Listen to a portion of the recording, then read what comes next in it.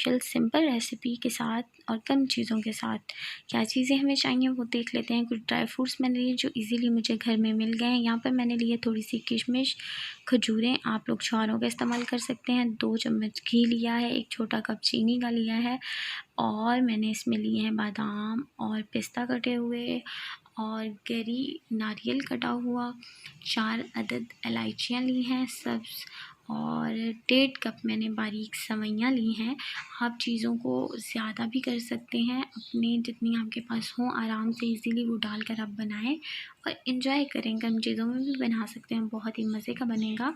तो इन चीज़ों को मैंने साफ़ करके धो के पानी में भिगो के रख दिया था, तमाम ड्राई फ्रूट्स को, ताकि ये जो हैं अच्छे से सॉफ्ट हो जाएं। तो यहाँ पर मैंने आगे क्या किया, जो मैंने मिल्क लिया, मैंने 2 किलो दूध लिया था जिसको पहले ही चूल्हे पर मैंने रख दिया था हल्की आंच पर, ताकि ये थोड़ा गाढ़ा हो जाए। इसमें चीनी भी मैंने ऐड कर दी। चीनी आप कम डालिएगा, टेस्ट करके अगर और ज़रूरत हो तो आप ऐड कर लीजिएगा। यहाँ पर मैंने 2 चम्मच जो घी था वो ऐड किया और ऐड करने के बाद इसमें मैंने इलायचियाँ खोल कर डाली और तमाम ड्राई फ्रूट्स डाले और 2-3 मिनट उनको रोस्ट करने के बाद जो मेरे पास सेवइयाँ थी वो भी मैंने इसमें ऐड कर दी और इनको मैं तकरीबन 5 मिनट इसमें रोस्ट करूँगी ताकि ये थोड़ी सी ब्राउन हो जाए। और इसको बिल्कुल हल्की आंच पे आपने करना है। यहीं पर आपने इसको अच्छे से कर लिया तो आपका शीरखुरमा जो है वो अच्छा बनेगा। आप इसको बिल्कुल भी जो है ज़्यादा रोस्ट नहीं होने दीजिएगा, वरना ये ज़रा भी मज़े का नहीं बनेगा। और यहाँ पर जब इसका कलर ब्राउन हो जाएगा तो ये रेडी हो जाएंगी, तो हम इसको निकाल लेंगे और ब्राउन भी हो जाएंगे और ये घी भी छोड़ने लगेंगे। ये इसकी पहचान है। तो आप इसको बस चूल्हा बंद कर दीजिएगा और उतार लीजिएगा।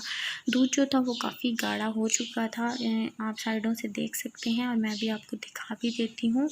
थोड़ा थोड़ा इसका कलर भी चेंज हो गया, ये गाढ़ा हो चुका है। और यहाँ पर जो सेवइयाँ हैं वो भी मेरे पास रेडी हो गई हैं और मैं इनको प्लेट में निकाल के रख लूँगी।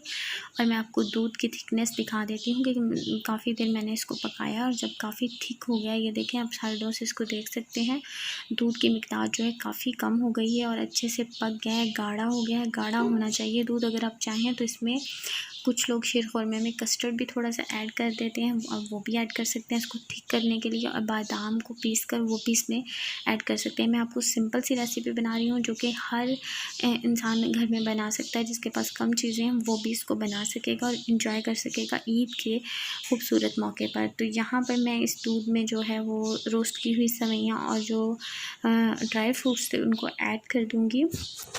तमाम चीज़ों को मैंने यहाँ ऐड कर दिया है इसमें और अच्छे से मैं इसको मिक्स कर दूँगी। चम्मच को हिलाती रहूँगी और इसको इतना पकाऊँगी कि ये गाढ़ा हो जाए और सेवइयाँ जो हैं वो फूल जाएँ। यहाँ पर कुछ देर पकाने के बाद माशाल्लाह माशाल्लाह मेरा शीरखुरमा जो था मज़ेदार रेडी और बड़ी मज़े की इसमें से खुशबू आ रही थी मुझे।